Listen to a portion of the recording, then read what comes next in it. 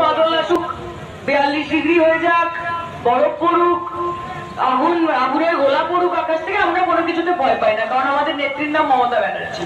তিনি দেখিয়েছেন যে কোনো পরিস্থিতিতে লড়াই করতে হয়, বাঁচতে হয়। আমরা কি বলি মা? আমরা বলি লড়াই লড়াই লড়াই চাই, লড়াই করে বাঁচতে চাই। আর এই লড়াইয়ের নেত্রীকে মমতা ব্যানার্জি, আবার কি কাজে ভয় পাওয়াটা তৃণমূল কংগ্রেস যারা করে।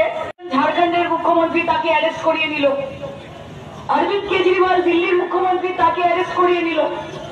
এই যে সাগরিকাকে বলছিল যে মোদী বাবুর ব্যাপারে কিছু বলা যাবে না, মোদী এবং মোদীর গদি কোনো কিছু নিয়ে কিচ্ছু বলা যাবে না, বললেই তোমাকে টার্গেট করা হবে। আমার অনেক মায়েরা ওখানে বসে আছে। মা ভালো আছো তো? সবাই ভালো আছো তো?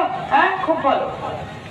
তা শুনুন, আমরা এখানে লড়াই করতে এসেছি, কিন্তু এই লড়াইটা আমরা একা করতে পারবো না। এই লড়াইটা আপনাদেরকে সঙ্গে নিয়ে করতে হবে। রাজনীতি তো মানুষ ছাড়া করা যায় না। মমতা বন্দ্যোপাধ্যায় তো একা নেত্রী হয়নি।